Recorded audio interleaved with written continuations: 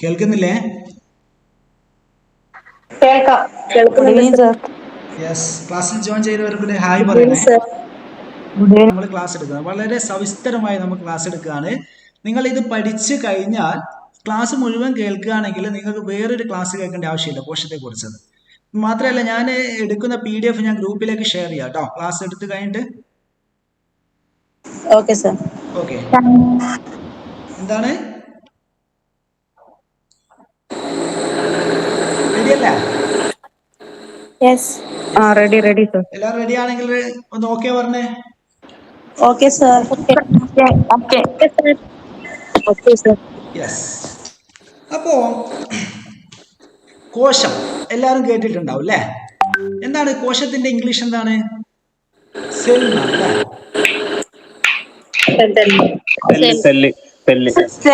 അല്ലേ? അപ്പോ എന്താണ് കോശം എന്ന് പറഞ്ഞാല്? അപ്പോ സുഹൃത്തുക്കളെ, ഞാന് ക്ലാസ് എടുക്കുമ്പോൾ നമ്മുടെ ക്ലാസ് പോകുന്നത് പൂർണ്ണമായും SCERT ബേസ്ഡ് ആണ്. SCERT എന്നാണ് ഒരുപാട് ക്വസ്റ്റ്യൻസ് ചോദിക്കുന്നത്. അപ്പൊ ഞാൻ ഇതിന് പുറമെ വേറെ ക്വസ്റ്റ്യൻസ് ഉത്തരവും ഞാൻ പറയും. അപ്പൊ നിങ്ങൾ എന്താക്കണം, അത് എഴുതിയെടുക്കണം കേട്ടോ പരമാവധി. ഞാൻ ഒരുപാട് ചോദ്യങ്ങൾ നിങ്ങളോട് ചോദിക്കും, അത് ഇതിൽ നിന്ന് എക്സ്ട്രാ വരുന്ന ക്വസ്റ്റ്യൻസ് ആയിരിക്കും. അപ്പൊ അത് നിങ്ങൾക്ക് എഴുതിയെടുക്കാൻ പറ്റുമെങ്കിൽ നിങ്ങൾ എഴുതിയെടുക്കണം. ഓക്കെ, എല്ലാം റെഡി അല്ലേ? Okay sir. Yes, okay. അപ്പൊ എന്താണ് കോശം എന്ന് പറഞ്ഞാൽ, ഈ പാഠഭാഗം ഞാൻ ഓരോ പോയിന്റ്സ് ആക്കി ഇങ്ങനെ ഇട്ടിട്ടുണ്ട്. നിങ്ങൾ കണ്ടോ? സ്ക്രീനിൽ കാണുന്നില്ലേ? അപ്പൊ 6ാം ക്ലാസ്സിലെ ജീവന്റെ ചെപ്പേടുകൾ എന്ന ചാപ്റ്ററിലാണ് കോശത്തെ കുറിച്ച് പറയുന്നത്. അപ്പോ ഇതിൽ പറയാത്ത പോയിന്റ്സ് നമ്മൾ പഠിക്കുന്നുണ്ട്. അപ്പൊ ഇതിന് അനുബന്ധമായിട്ടുള്ള പോയിന്റ്സ് നമ്മൾ എന്താകും ക്ലാസ്സിൽ പറയും. അപ്പൊ അത് ഈ PDF-ലുള്ള നിങ്ങൾ എന്താക്കണം, അത് എഴുതിയെടുക്കണം. റെഡി അല്ലേ? യെസ്. അപ്പോ എന്താണ് കോശം എന്ന് പറഞ്ഞാല്, നമ്മുടെ പാഠഭാഗത്ത് തന്നെ ഒരു ഡെഫിനിഷൻ കൊടുത്തിട്ടുണ്ട് അല്ലെ? ജീവശരീരം നിർമ്മിക്കപ്പെട്ടിരിക്കുന്ന ചെറു ഘടകങ്ങളെയാണ് എന്ത് വിളിക്കുന്നത്? കോശം എന്ന് വിളിക്കുന്നത് അല്ലെ? ജീവശരീരം നിർമ്മിക്കപ്പെട്ടിരിക്കുന്ന ചെറു ഘടകങ്ങളെയാണ് കോശം എന്ന് വിളിക്കുന്നത്. അല്ലെങ്കിൽ വേറൊരു ഡെഫിനിഷൻ ഉണ്ട്, ഒരു ജീവിയുടെ ജീവനുള്ള ഏറ്റവും ചെറുതും സ്വയം വിഭജനശേഷി കാണിക്കുന്നതുമായ അസ്തിത്വമാണ് കോശം എന്ന് പറയുന്നത്. മനസ്സിലായോ? അപ്പൊ ഈ ഡെഫിനിഷൻ നിങ്ങൾ പഠിക്കണ്ട, അത് നമ്മളെ ക്വസ്റ്റ്യൻ വരില്ല. പക്ഷെ നമ്മൾ അറിഞ്ഞിരിക്കാനാണ് ഞാൻ പറഞ്ഞത്. ഓക്കെ, മനസ്സിലായോ? Yes, okay. യെസ്, ഇനി നമുക്ക് കോശത്തെ കുറിച്ച് വളരെ സവിസ്തരമായൊന്ന് നോക്കാം അല്ലെ? എന്താണോ കോശത്തെ കുറിച്ചുള്ള പഠനം? എന്താണ് അറിയാവോ? സൈറ്റോളജി ആണ് അല്ലെ? അപ്പൊ നമുക്ക് കോശം മാത്രം പഠിച്ചാൽ പോരാ, കോശത്തെ കുറിച്ചുള്ള പഠനം എന്താണ്? സൈറ്റോളജി ആണ് അല്ലെ? അപ്പൊ ബാക്കിയുള്ള പഠനശാഖകളും കൂടി ഒന്ന് നോക്കാം. എന്താണ് കരളിനെ കുറിച്ചുള്ളത്? എന്താണ് ഹെപ്പറ്റോളജി എന്ന് പറഞ്ഞാൽ? എന്താണ് ഹെപ്പറ്റോളജി? അറിയാവോ? കരളിനെ കുറിച്ചുള്ള പഠനമാണ്. റൈനോളജി മൂക്കിനെ കുറിച്ചുള്ള പഠനമാണ്. ഓട്ടോളജി, ഞാൻ ഈ പറയുമ്പോ കിട്ടുന്നുണ്ടോ എന്ന് നോക്കണേ, കിട്ടാതെ. ഓട്ടോളജി എന്താണ്? ചെവി അല്ലെ? ചെവിയെ കുറിച്ചുള്ള പഠനമാണ്. അതുപോലെ ഡെർമറ്റോളജിയോ? എന്താണ് ഡെർമറ്റോളജി? സ്കിന്നാണ് ഡെർമറ്റോളജി, നമ്മൾ കാണിക്കാറൊക്കെ ഉണ്ടാവില്ലേ ഹോസ്പിറ്റലിൽ. അതുപോലെ ഓസ്റ്റിയോളജി എന്താണ്? എല്ലാവർക്കും കിട്ടുന്ന ഓസ്റ്റിയോളജി ബോൺസ് യെസ്, എല്ലുകളാണ്. മയോളജിയോ? പേശികൾ, muscles yes. Nephrology kidney. Cardiology എന്താണ്? Cardiology yes. Oncology cancer yes, very good. Odontology എന്താണ്? മോണയെ കുറിച്ചുള്ള ഒഡന്റോളജി എന്ന് പറഞ്ഞാൽ മോണയല്ല, പല്ലാണ്, പല്ലിനെ കുറിച്ചുള്ള പഠനം കേട്ടോ ഒഡന്റോളജി. ഓക്കെ. ഹെമറ്റോളജി എന്താണ്? ഹെമറ്റോളജി ബ്ലഡ്, രക്തം, ബ്ലഡിനാണ്. അങ്ങനെയാണെങ്കിൽ ഹെർമറ്റോളജി എന്താണോ? ഹെർമറ്റോളജി ബ്ലഡ് ആണ്. അങ്ങനെയാണെങ്കിൽ ഹെർമറ്റോളജി എന്താണ്?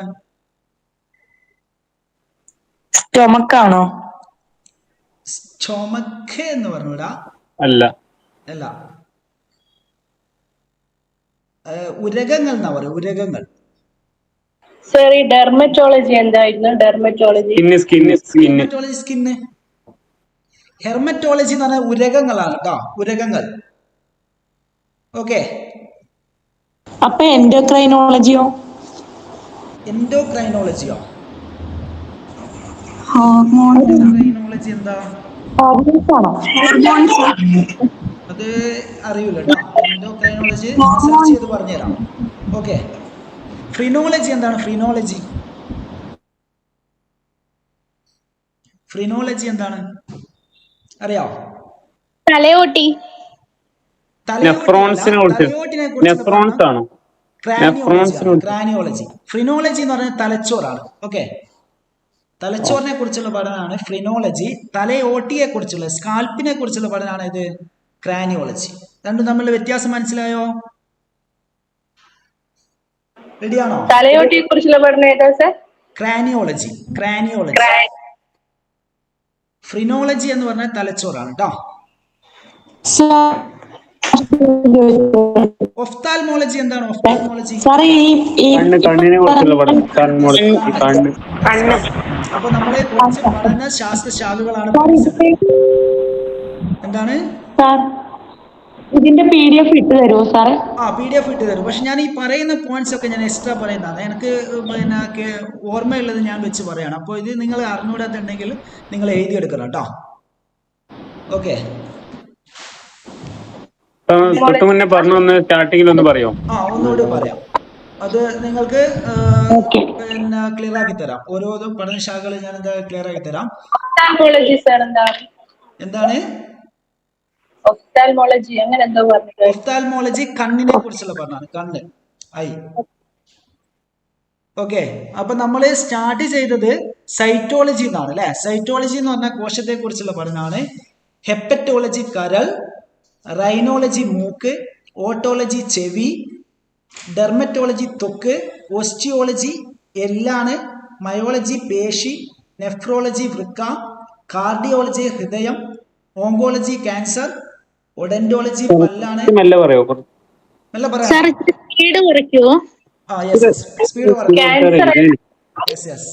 നെഫ്രോളജി എന്തായിരുന്നു?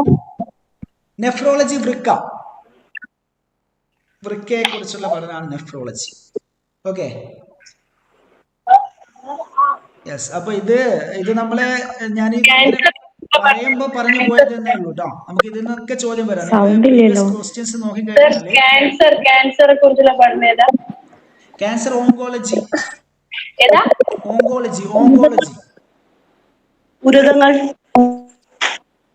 ഉരകങ്ങൾ ഹെർമറ്റോളജി. ഹെമറ്റോളജി രക്താണ്. ഹെർമറ്റോളജി ഉരകങ്ങളാണ്. ഓക്കെ. സർ രക്തത്തിന്റെ പറയൂ. ഹെമറ്റോളജി.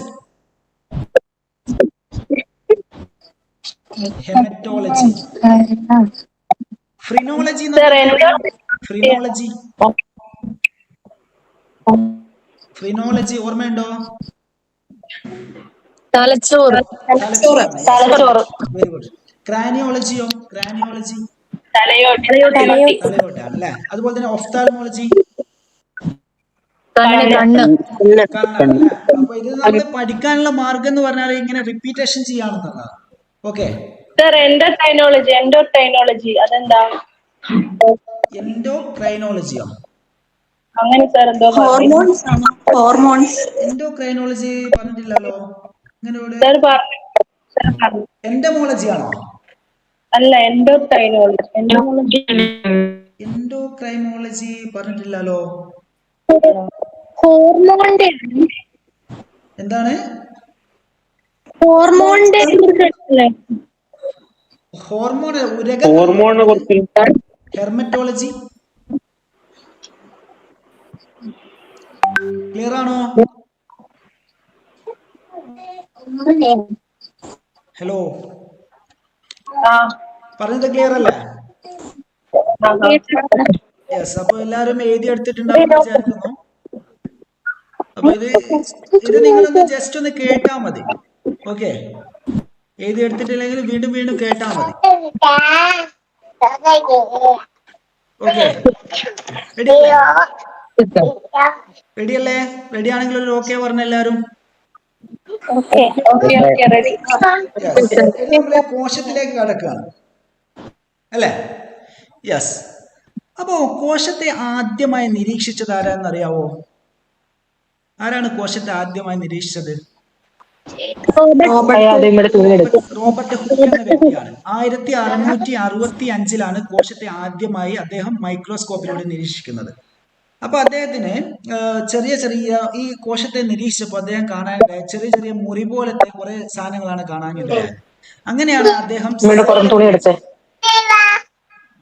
ഒന്ന് മ്യൂട്ടാക്കണേ, സൗണ്ട് ഉണ്ടെങ്കിൽ ഒന്ന് ഇതിന്റെ ഇയർ ഒന്ന് പറയോ സർ? ഇയർ ഒന്ന് പറയാൻ പറ്റുമോ? ഇമ്പോർട്ടൻസ് ഇല്ല, ഇയർ ഇമ്പോർട്ടൻസ് ഇല്ല കേട്ടോ. ഞാനൊരു കഥ പോലെ പറഞ്ഞു തരുന്നത് നിങ്ങൾക്ക് സാർ മനസ്സിലാവും. ഇതിന്റെ എന്തെങ്കിലും ചാർട്ട് പോലെ ഉണ്ടെങ്കിൽ അതൊന്ന് PDF ഇട്ടാണ് ഓർഡറിൽ ചാർട്ട് പോലെ ഉണ്ടെങ്കിൽ എല്ലാത്തിനെ കുറിച്ചുള്ള സ്റ്റഡി ഞാൻ കൊടുത്തില്ല. ഞാൻ ഈ ഗ്രൂപ്പിലേക്ക് ഷെയർ ചെയ്യാം കേട്ടോ.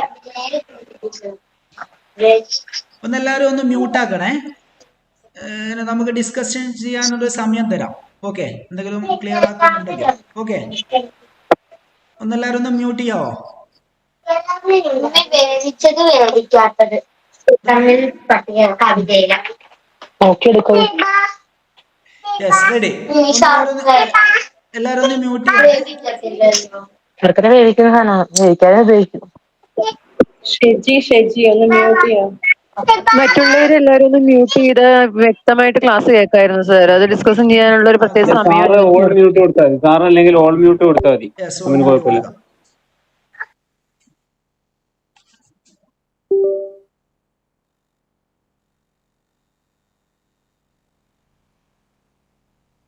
റെഡി? ഓക്കെ.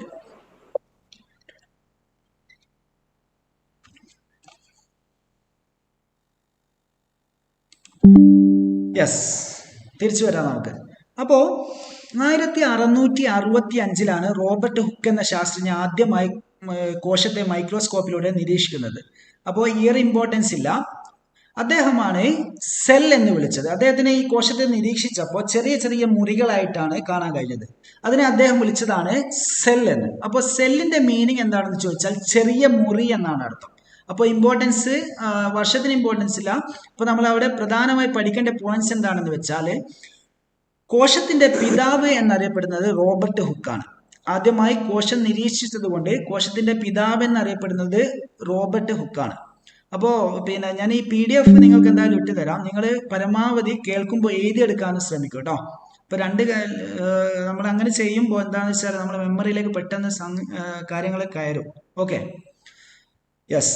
അപ്പോൾ കോശത്തിന്റെ പിതാവ് എന്നറിയപ്പെടുന്നത് റോബർട്ട് ഹുക്കാണ്. അത് നമ്മൾ പറഞ്ഞു. പിൽക്കാലത്ത് കുറെ കഴിഞ്ഞപ്പോൾ കോശത്തിനെ കുറിച്ച് വീണ്ടും വീണ്ടും ഇങ്ങനെ പഠനങ്ങൾ നടന്നു. അങ്ങനെ 19ാം നൂറ്റാണ്ടിലാണ് വീണ്ടും കോശത്തിന് വ്യക്തമായ ഒരു നിർവചനം കൊടുക്കാൻ ശാസ്ത്രജ്ഞന്മാർക്ക് കഴിഞ്ഞത്.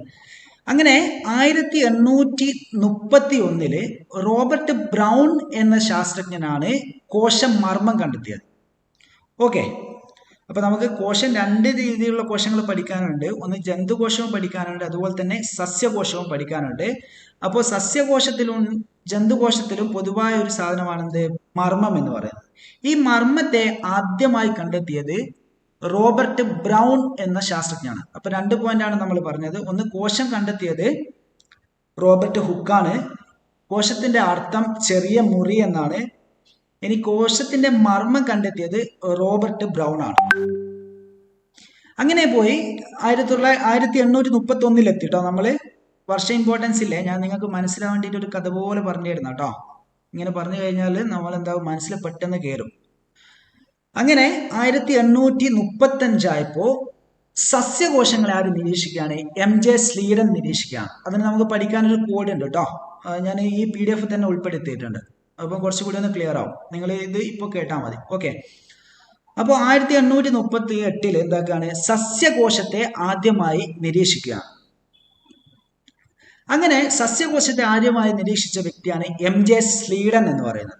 ഓക്കെ, അപ്പോൾ മൂന്നാമത്തെ പോയിന്റ് ആണ്, സസ്യകോശത്തെ ആദ്യമായി നിരീക്ഷിച്ചത് MJ സ്ലീഡൻ ആണ്. അതുകൊണ്ട് തന്നെ സസ്യകോശത്തിന്റെ പിതാവ് എന്നറിയപ്പെടുന്നത് MJ സ്ലീഡനാണ്. പിന്നെ ഒരു വർഷവും കഴിഞ്ഞപ്പോൾ ജന്തുകോശവും കണ്ടുപിടിക്കുകയാണ്. ജന്തുകോശം കോശങ്ങളാൽ നിർമ്മിതമാണെന്ന് കണ്ടുപിടിക്കുകയാണ് ആര്? തിയോഡർ ഷാൻ എന്ന വ്യക്തി 1839. വർഷം ഇമ്പോർട്ടൻസ് ഇല്ലേ, വർഷം നിങ്ങളെ എഴുതിയെടുക്കണ്ട. ഓക്കെ, അങ്ങനെ 1839 ജന്തു ശരീരം കോശങ്ങളാൽ നിർമ്മിതമാണെന്ന് തിയോഡർ ഷാൻ കണ്ടുപിടിക്കുകയാണ്. അപ്പം സസ്യശരീരം കോശങ്ങളാൽ നിർമ്മിതമാണെന്ന് കണ്ടെത്തിയത് MJ സ്ലീഡനും ജന്തു ശരീരം കോശങ്ങളാൽ നിർമ്മിതമാണെന്ന് കണ്ടെത്തിയത് തിയോഡർ ഷാനുമാണ്. അങ്ങനെ ഈ രണ്ടുപേരും കൂടി ചേർന്ന് എന്താക്കാണ്? കോശ സിദ്ധാന്തം രൂപീകരിക്കുകയാണ്. ഓക്കെ, അങ്ങനെ തിയോഡർ ഷാനും അതുപോലെ തന്നെ MJ സ്ലീഡനും കൂടി എന്താക്കാണ്? കോശ സിദ്ധാന്തം രൂപീകരിക്കുകയാണ്. അപ്പോൾ കോശത്തിന് എന്തായി? വ്യക്തമായ നിർവചനങ്ങളൊക്കെ വന്നു. അങ്ങനെ വീണ്ടും കാലം മുന്നോട്ട് പോയി. അങ്ങനെ 1850 റുഡോൾഫ് വിർഷോ എന്ന് പറയുന്ന ഒരു വ്യക്തി വീണ്ടും ഒരു കാര്യം കണ്ടുപിടിച്ചു. നിലവിലുള്ള കോശങ്ങളിൽ നിന്ന് മാത്രമേ മറ്റു കോശങ്ങൾ ഉണ്ടാവുന്നുള്ളൂ, വിഭജിക്കുന്നുള്ളൂ എന്ന് ആര് കണ്ടുപിടിച്ചു? റുഡോൾഫ് വിർഷോ എന്ന് പറയുന്ന ശാസ്ത്രജ്ഞൻ കണ്ടുപിടിച്ചു.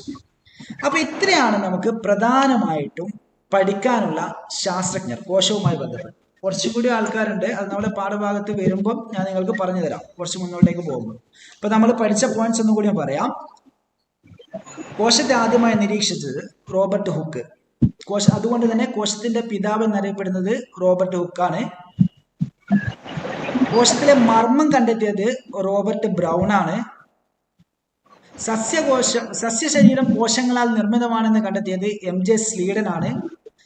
ജന്തുശരീരം കോശങ്ങളാൽ നിർമ്മിതമാണെന്ന് കണ്ടെത്തിയത് തിയോഡർ ഷാൻ ആണ്.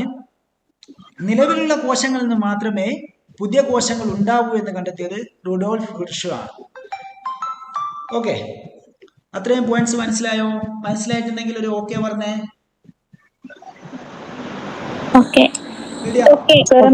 Last Rudolf Virchow. അതൊക്കെ നമ്മൾ ഈ PDF നിങ്ങൾക്ക് പിന്നെ ഇപ്പൊ കേൾക്കാൻ വേണ്ടി ഇങ്ങനെ പറഞ്ഞതേ ഉള്ളൂ, മനസ്സിലാവും. പറയുന്ന ക്ലിയർ അല്ലേ? റെഡി അല്ലേ? ഈ സസ്യകോശത്തിനെ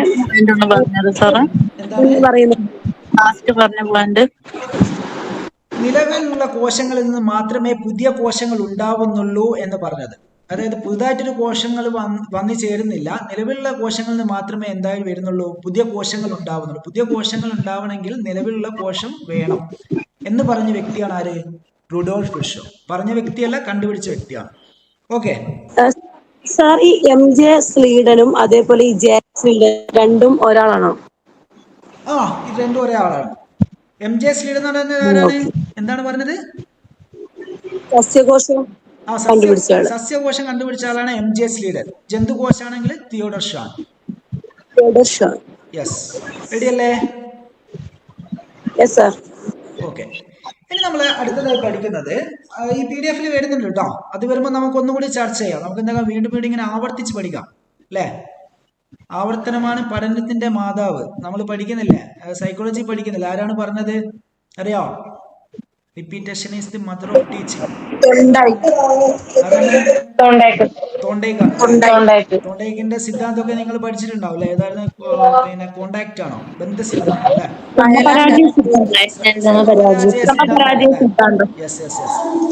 അല്ലെ? അതിൽ നമ്മൾ അങ്ങോട്ട് കിടക്കണ്ട, നമുക്ക് തിരിച്ചു വരാം, സയൻസിലേക്ക് തിരിച്ചു വരാം.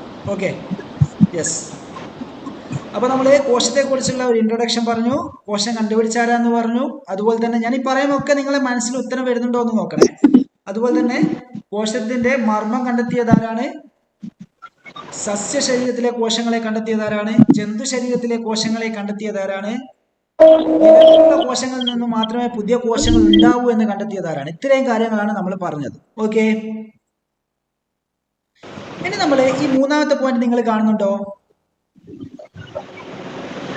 ഒരു കോശം മാത്രമുള്ള ജീവികളുണ്ട്, വ്യത്യസ്ത കോശങ്ങളുള്ള ജീവികളുണ്ട്. അതായത് ശരീരത്തിൽ ഒരു കോശങ്ങൾ മാത്രം നിർമ്മിക്കപ്പെട്ട ജീവികളുണ്ട്, അതുപോലെ തന്നെ ഒന്നിലധികം കോശങ്ങൾ കൊണ്ട് നിർമ്മിക്കപ്പെട്ട ജീവികളുണ്ട്. ഇത് നമ്മുടെ പാഠഭാഗത്ത് വളരെ വൃത്തിയായിട്ട് പറയുന്നുണ്ട്, അതുകൊണ്ട് ഇമ്പോർട്ടൻസ് ആണ് കേട്ടോ. ഇതെങ്ങനെ ചോദ്യം ചോദിക്കുകയെന്ന് വെച്ചാൽ, ഏകകോശ ജീവികൾക്ക് ഉദാഹരണമാണ് ഏതൊക്കെ? Amoeba, paramecium, euglena, bacteria. അതുപോലെ തന്നെ ബഹുകോശ ജീവികൾക്ക് ഉദാഹരണമാണ് ഇതൊക്കെ സസ്യങ്ങൾ, ജന്തുക്കൾ, ഹൈഡ്ര. ഓക്കെ, അപ്പൊ ഇത് നമ്മൾ പഠിക്കേണ്ടത് എന്താണെന്ന് വെച്ചാൽ ഈ ഉദാഹരണം ഉണ്ടല്ലോ, ഇതാണ് പഠിക്കേണ്ടത്. നമുക്ക് എങ്ങനെയാണെന്ന് ചോദ്യം എങ്ങനെയാണെന്ന് വരികയെന്ന് വെച്ചാൽ ഓഡ് വൺ ഔട്ട് ആണ് ചോദിക്കുക. അതായത് അമീബ തരും, പാരമീസിയ തരും, ബാക്ടീരിയ തരും, ഹൈഡ്രയും തരും. എന്നിട്ട് പറയും എന്താണ് കൂട്ടത്തിൽ പെടാത്തത് ഏതാണെന്ന് ചോദിക്കും. അപ്പൊ നമുക്ക് ഉത്തരം എഴുതാൻ പറ്റണം കേട്ടോ. അപ്പോൾ ഏകകോശിക ജീവികൾക്ക് ഉദാഹരണമാണ് amoeba, plasmodium, euglena, bacteria. Paramecium, euglena, bacteria. അതുപോലെ തന്നെ ബഹുകോശ ജീവികൾക്ക് ഉദാഹരണമാണ് സസ്യങ്ങള്, ജന്തുക്കൾ. നമ്മുടെ ശരീരമൊക്കെ ഒന്നിൽ കൂടുതൽ കോശങ്ങൾ നിർമ്മിക്കപ്പെട്ടതാണ്. അതായത് ഏകദേശം 200ഓളം കോശങ്ങൾ കൊണ്ടാണ് നമ്മുടെ ശരീരം നിർമ്മിക്കപ്പെട്ടതെന്നാണ് കണ്ടെത്തിയത്. അതിൽ രക്തകോശം വരുന്നുണ്ട്, പേശികോശം, നാഡീകോശം, അങ്ങനെ പല കോശങ്ങളും വരുന്നുണ്ട്. അപ്പോൾ ഒന്നിലധികം കോശങ്ങളുള്ള ജീവികളാണെന്ന് ഏതൊക്കെ ജീവികൾക്ക് ഉദാഹരണമാണ് സസ്യങ്ങൾ, ജന്തുക്കൾ, ഹൈഡ്ര മുതലായവ. അതുപോലെ തന്നെ ഏകകോശ ജീവികൾക്ക് ഉദാഹരണമാണ് അമീബ, പാരമീസിയം, യൂഗ്ലീന, ബാക്ടീരിയ. ഞാൻ ഈ പറയുമ്പോൾ തന്നെ പഠിക്കാൻ ശ്രമിക്കൂ കേട്ടോ. ഓക്കെ, ക്ലിയർ അല്ലേ? Yes, okay. അപ്പോ കോശത്തിന് നമ്മൾ വ്യക്തമായിട്ടൊരു ഘടന നമ്മൾ പിക്ചർ സഹിതം നമ്മൾ പഠിക്കുന്നുണ്ട് കേട്ടോ. അപ്പൊ കോശത്തിന്റെ കേന്ദ്രം എന്ന് പറയുന്നത് എന്താണ്? മർമ്മമാണ്. ഓക്കെ, റെഡിയല്ലേ? യെസ്, കോശത്തിന്റെ കേന്ദ്രം ഏതാണ്? മർമ്മമാണ്. കോശത്തിന്റെ കേന്ദ്രം കണ്ടെത്തിയത് ആരായിരുന്നു? ഓർമ്മ ഉണ്ടോ? ഒന്ന് പറഞ്ഞു നോക്കി.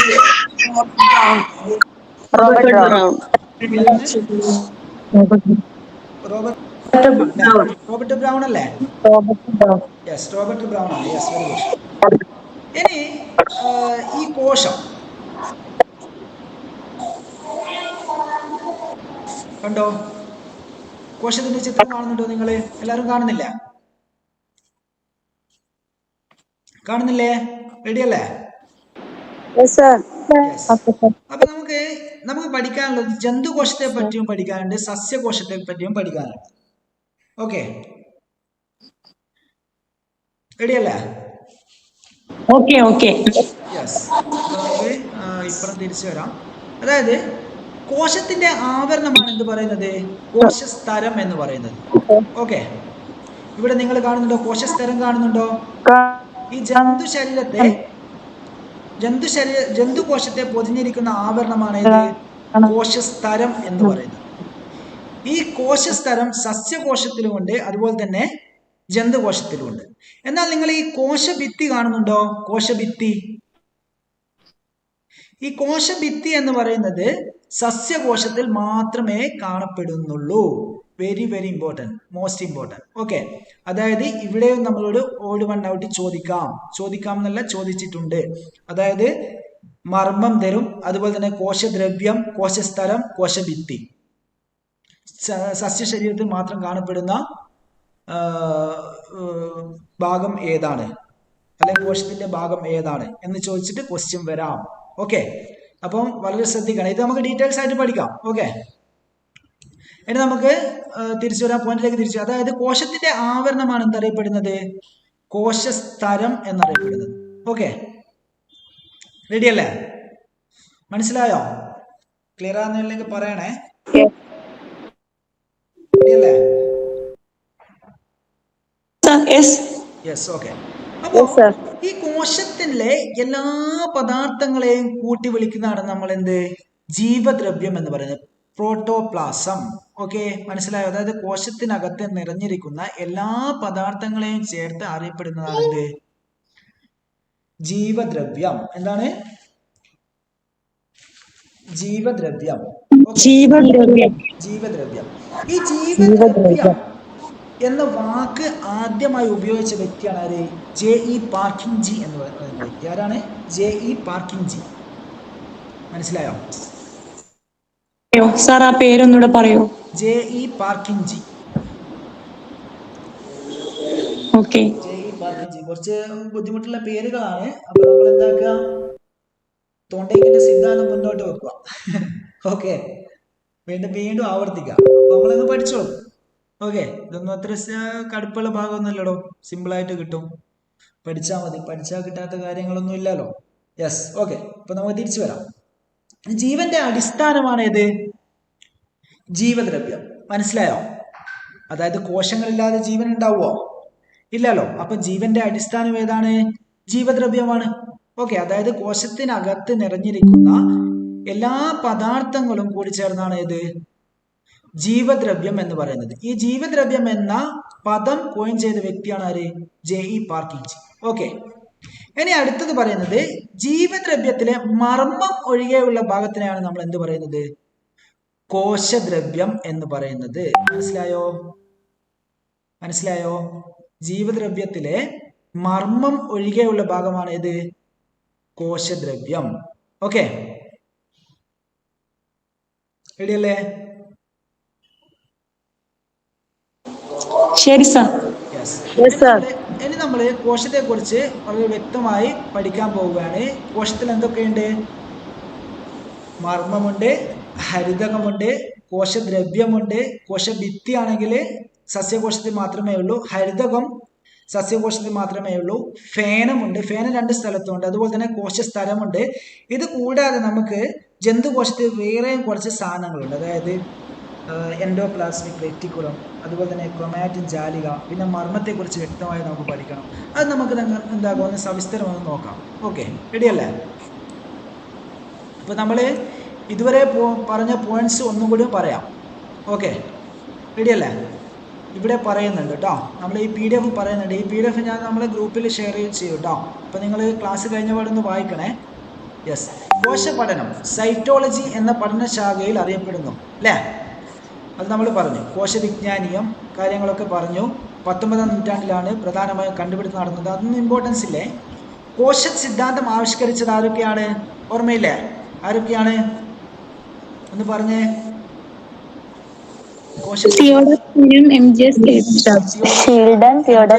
കൂടിയാണ് കോശ സിദ്ധാന്തം ആവിഷ്കരിച്ചത്.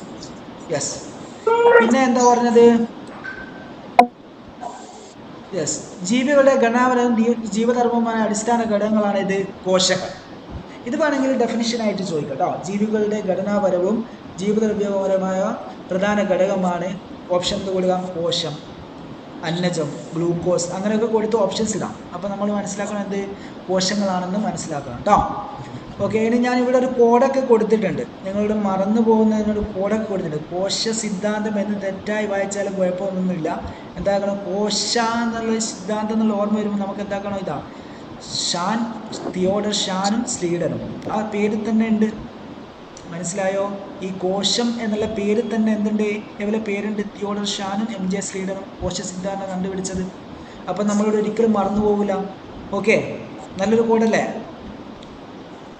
അല്ലടോ?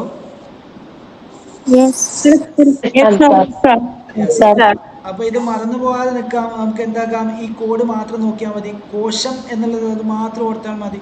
അവിടെ ഷാ എന്നുള്ളത് തിയോഡർ ഷാനും MJ സ്ലീഡറുമാണ് ഉദ്ദേശിക്കുന്നതെന്ന് മനസ്സിലാക്കിയാൽ മതി. ഓക്കെ, ഇനി ഇത് ഇമ്പോർട്ടൻസ് ആണ്. കോശങ്ങളുടെ പ്രധാന ജീവധർമ്മങ്ങൾ എന്തൊക്കെയാണെന്നുള്ളതാണ്. കോശത്തിന്റെ പ്രധാന ജീവധർമ്മങ്ങൾ എന്തൊക്കെയാണ്? അതായത് അന്യവസ്തുക്കളെ പ്രതിരോധിക്കുന്നതാരാണ്? കോശങ്ങളാണ്. അതുപോലെ തന്നെ പോഷകങ്ങളിൽ നിന്ന് ഊർജം സ്വതന്ത്രമാക്കുന്നത് കോശങ്ങളാണ്. ജൈവ തന്മാത്രകൾ നിർമ്മിക്കുന്നതാണ് കോശങ്ങളാണ്. ഇത് ഇമ്പോർട്ടൻസ് ആണ്. ഇത് നമ്മുടെ പാഠഭാഗത്ത് പിന്നെ ഒരു കോളങ്ങളാക്കി തന്നെ വളരെ വലുതാക്കിയിട്ട് കൊടുത്തിട്ടുണ്ട് കേട്ടോ. അപ്പോൾ ഇതിൽ വേറെ എന്തെങ്കിലും ചോദിച്ചിട്ട് കൂട്ടത്തിൽപ്പെടാത്തത് അല്ലെങ്കിൽ ജീവദ്രവ്യമായ 1, 2 ശരി, അല്ലെങ്കിൽ ഇപ്പം നമ്മൾ ക്വസ്റ്റ്യൻസ് ഒക്കെ നമ്മൾ കാണുന്നില്ലേ ഫുൾ എങ്ങനെയാണ് ക്വസ്റ്റ്യൻസ് ഇപ്പോൾ വരാറ് ടെറ്റിലൊക്കെ? നിങ്ങൾ പ്രീവിയസ് ക്വസ്റ്റ്യൻ ചെയ്ത് നോക്കിയിട്ടുണ്ടോ?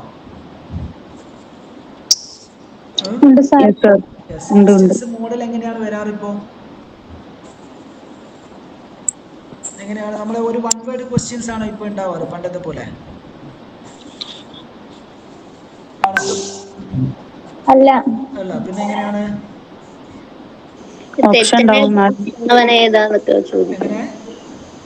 തെറ്റായത് ഇതിനകത്ത് കോശങ്ങളെ സംബന്ധിച്ച് ഇല്ലാത്തത് അല്ലെങ്കിൽ 1, 2 ശരി, 2, 3 ശരി, അങ്ങനെയൊക്കെ കൊടുക്കാം. അതായത് നമ്മളൊരു കാര്യം പഠിക്കുമ്പോൾ വളരെ വ്യക്തമായി പഠിക്കണം എന്നതിന് ഉദാഹരണമാണത്.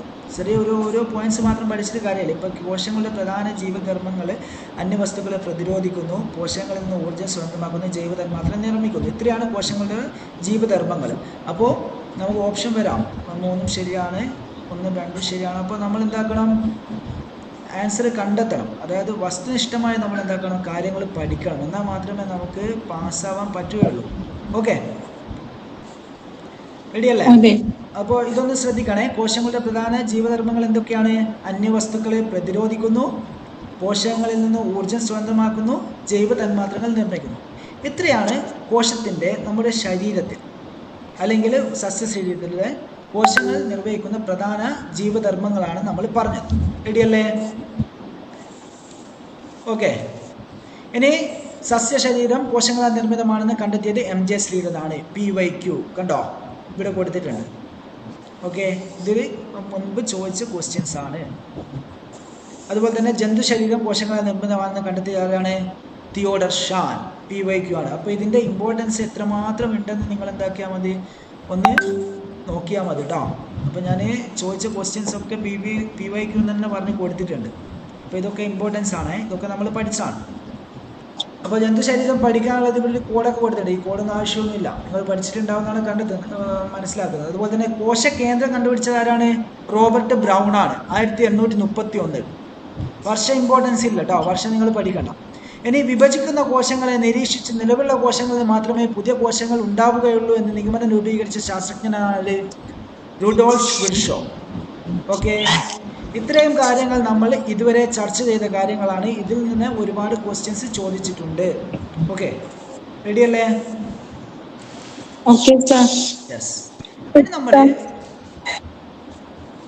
ഇനി നമ്മൾ എന്താക്കുകയാണ്, കോശത്തിൻ്റെ വിവിധ ഭാഗങ്ങളിലേക്ക് കടക്കുകയാണ്. ഓക്കെ, അപ്പോൾ കോശസ്തരത്തിലെ എല്ലാ പദാർത്ഥങ്ങളെയും ചേർത്ത് അറിയപ്പെടുന്നതാണ് ജീവദ്രവ്യം. ജീവദ്രവ്യം എന്ന വാക്കാദ്യമായി ഉപയോഗിച്ചത് ആരായിരുന്നു? ഓർമ്മയുണ്ടോ? ഒന്ന് പറഞ്ഞു നോക്കിയേ, ആരാണ് ജീവദ്രവ്യം എന്ന വാക്കാദ്യമായി ഉപയോഗിച്ചത്? J.E. പാർക്കിൻജി ആണ്. Yes, very good. J.E. പാർക്കിൻജി ആണ് അല്ലേ? ഇനി നമ്മൾ ജീവധർമ്മങ്ങളുടെ നിർവഹണത്തിനായി കോശദ്രവ്യത്തെ കാണപ്പെടുന്ന സവിശേഷങ്ങളാണ് ഇത് കോശാംഗങ്ങൾ. അതായത് കോശത്തിലെ വിവിധ ഭാഗങ്ങളുണ്ട് എന്നാണ് പറയുന്നത്. ഓക്കെ, ഈ ഡെഫിനിഷൻ നിങ്ങൾ പഠിക്കണ്ട. അപ്പോൾ കോശ അംഗങ്ങളെ കുറിച്ചാണ്, കോശത്തിനുള്ളിലെ കാര്യങ്ങളാണ് എന്താക്കുന്നത് ഇനി നമ്മൾ പഠിക്കുന്നത്. റെഡിയല്ലേ? റെഡിയാണോ? ഇത് ക്ലിയർ ആവുന്നില്ല അല്ലേ ഈ പിക്ചർ? യെസ്, അത് കുഴപ്പമില്ല. അപ്പോൾ കോശത്തിലെ ഒരു പ്രധാന ഘടകമാണ് ഇത് മൈറ്റോകോൺട്രിയ. മൈറ്റോകോൺട്രിയ എന്ന് പറയുന്നത് ഇതാ, ഈ ഭാഗമാണ് വരുന്നത്. ഹീറോ മാർക്കറ്റ് നിങ്ങൾ കാണുന്നുണ്ടോ? ഈ ഭാഗമാണ് ഇത് മൈറ്റോകോൺട്രിയോൺ എന്ന് പറയുന്നത്. എന്താണ് ഈ മൈറ്റോകോൺട്രിയോന്റെ ധർമ്മം? കോശത്തിലെ ഊർജ നിർമ്മാണ കേന്ദ്രമാണ് ഇത് മൈറ്റോകോൺട്രിയ. യെസ്, ഇമ്പോർട്ടൻസ് ആണ്, ഇമ്പോർട്ടൻസ് ആണ് കേട്ടോ ഓരോ പോയിന്റും. കോശത്തിലെ വിവിധ ഭാഗങ്ങളെയാണ് നമ്മൾ പഠിക്കുന്നത്, കോശാംഗങ്ങളെ കുറിച്ചാണ് നമ്മൾ പഠിക്കുന്നത്. അതിലൊന്നാമത്തേതാണ് മൈറ്റോകോൺട്രിയോൺ. റെഡിയല്ലേ? മൈറ്റോകോൺട്രിയോൺ കോശത്തിന്റെ ഊർജ്ജ നിലയം എന്നറിയപ്പെടുന്ന ഏതാണ്? മൈറ്റോകോൺട്രിയോൺ. റെഡിയാണോ? ക്ലിയർ അല്ലേ? യെസ്. അതുകൊണ്ട് തന്നെ കോശത്തിന്റെ പവർ ഹൗസ് എന്നറിയപ്പെടുന്നത് ആരാണ്? മൈറ്റോകോൺട്രിയ. യെസ്, ഊർജ നിലയം, ഊർജ നിർമ്മാണ കേന്ദ്രം ഏതാണ്? കോശത്തിലെ ഊർജ നിർമ്മാണ കേന്ദ്രം, ഊർജ നിലയം ഒക്കെ ആരാണ്? മൈറ്റോകോൺട്രിയോൺ ആണ്. അതുകൊണ്ട് തന്നെ കോശത്തിന്റെ പവർ ഹൗസ് എന്നറിയപ്പെടുന്ന ആരാണ്? മൈറ്റോകോൺട്രിയോൺ. നിങ്ങൾ പഠിച്ചിട്ടുണ്ടോ? ഇത് പഠിച്ചിട്ടുണ്ടോ? പഠിച്ചവർക്കറിയാം. വളരെ ഇമ്പോർട്ടൻസ് ആയിട്ടുള്ള പോയിന്റ്സ് ആണ് ഇതൊക്കെ, അല്ലടോ? യെസ്. അപ്പോൾ മൈറ്റോകോൺട്രിയോൺ എന്താണെന്ന് പഠിച്ചു. കോശത്തിലെ ഊർജ നിർമ്മാണ കേന്ദ്രമാണ് ഇത് മൈറ്റോകോൺട്രിയോൺ. കോശത്തിലെ ഊർജ നിർമ്മാണ കേന്ദ്രം, സംഭരണം എന്നിവയെ ഇത് സഹായിക്കുന്നു. ഊർജാവശ്യം കൂടുതലുള്ള തലച്ചോർ, കരൾ, പേശികൾ എന്നിവയിലെ കോശങ്ങളിൽ കൂടുതലായി ഈ കോശാംഗം കാണപ്പെടുന്നു. ഇത് ആവശ്യമില്ല, ഇമ്പോർട്ടൻസ് ഇല്ല. പക്ഷേ കോശത്തിലെ ഊർജ നിർമ്മാണ കേന്ദ്രം, അതുപോലെ തന്നെ കോശത്തിലെ പവർ ഹൗസ് എന്നറിയപ്പെടുന്നത് ഏതാണെന്ന് എന്ന് ചോദിച്ചാൽ അതിന് ഒരേ ഉത്തരമേ ഉള്ളൂ, മൈറ്റോകോൺട്രിയോൺ. ഓക്കെ, റെഡിയല്ലേ? യെസ്. ഇനി അടുത്ത ഒരു കോശാംഗമാണ് നമ്മൾ പഠിക്കുന്നതാണ് എൻഡോപ്ലാസ്മിക് റെറ്റിക്കുലം. രണ്ടാമത്തത് കോശാംഗത്തിൽ രണ്ടാമത്താണ് എൻഡോപ്ലാസ്മിക് റെറ്റിക്കുലം. ഇത് അറിയപ്പെടുന്നത് കോശാസ്ഥിക്കുടം എന്നാണ്. ഓക്കെ, കോശാസ്ഥിക്കുടം. ഓക്കെ, അതായത് കോശത്തിന് ദൃഢതയും ആകൃതിയും നൽകുന്നത് ആരാണ്? എൻഡോപ്ലാസ്മിക് റെറ്റിക്കുലമാണ്. അല്ലടോ, നമ്മുടെ ശരീരത്തിന് ഒരു ആകൃതിയൊക്കെ നൽകുന്ന ആരാണ്? നമ്മുടെ എല്ലുകളല്ലേ, ബോൺസ് അല്ലേ? അല്ലേ? യെസ്, ബോൺസ് ഇല്ലെങ്കിൽ നമുക്കൊരു ആകൃതി ഉണ്ടാവുമോ? അപ്പോൾ നമുക്കൊരു ആകൃതി തരുന്നത് നമ്മുടെ ബോൺസ് ആണ്. അപ്പോൾ ഈ കോശത്തിന് ദൃഢതയും ആകൃതിയും നൽകുന്നത് ആരാണ്? ഈ എൻഡോപ്ലാസ്മിക് റെറ്റിക്കുലം. അതുകൊണ്ട് തന്നെ കോശാസ്ഥികുടം എന്നറിയപ്പെടുന്നത് ഏതാണ്?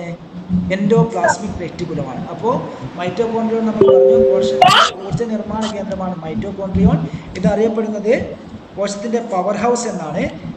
രണ്ടാമത്തെ നമ്മൾ പഠിച്ചത് രണ്ടാമത്തെ കോശാംഗമാണ് എൻഡോപ്ലാസ്മിക് റെറ്റിക്കുലം. കോശത്തിന് ദൃഢതയും ആകൃതിയും നൽകുന്നത് എൻഡോപ്ലാസ്മിക് റെറ്റിക്കുലമാണ്.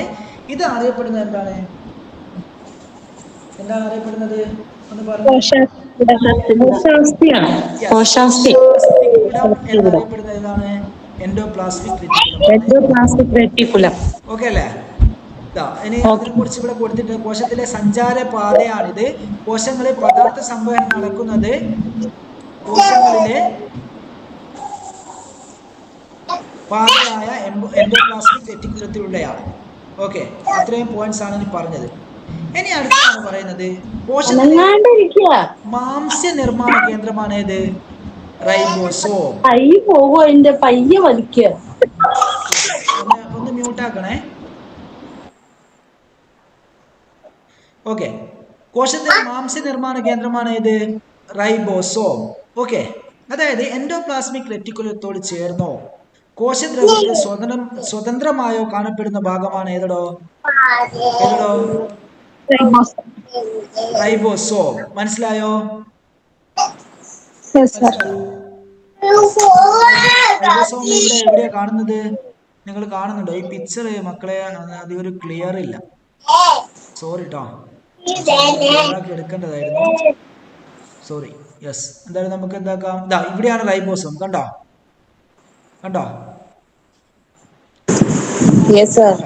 ഇതാണ് റൈബോസോം. അതായത് നമ്മുടെ മർമ്മത്തിന്റെ അടുത്താണ് കാണപ്പെടുന്നത്. അതായത് എൻഡോപ്ലാസ്മിക് റെറ്റിക്കുലത്തോട് ചേർന്നോ കോശദ്രവ്യത്തിൽ സ്വതന്ത്രമായോ കാണപ്പെടുന്നതാണ് ആര്? റൈബോസോം എന്ന് പറയുന്നത്. ഓക്കെ, കോശത്തിലെ മാംസ്യ നിർമ്മാണ കേന്ദ്രം ഏതാണെന്ന് ചോദിച്ചാൽ ഏതാണ് ഉത്തരം? കോശത്തിലെ മാംസ്യ നിർമ്മാണ കേന്ദ്രം റൈബോസോം അല്ലേ? അപ്പൊ ഞാൻ നിങ്ങളോട് ചോദ്യങ്ങൾ ചോദിക്കട്ടെ. ഇതുവരെ പഠിച്ചതെന്ന് ചോദ്യങ്ങൾ ചോദിക്കട്ടെ. റെഡിയല്ലേ? യെസ്. ഓക്കെ, കോശാസ്ഥികുടം.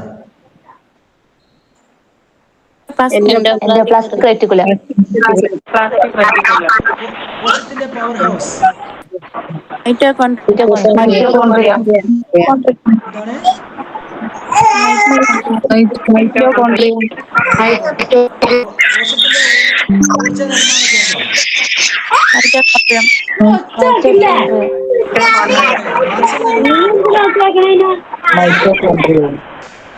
ഇനി അടുത്തത് നമ്മൾ പഠിക്കുന്നത് വേറൊരു കോശാംഗത്തെ കുറിച്ചാണ്. ഫേനം.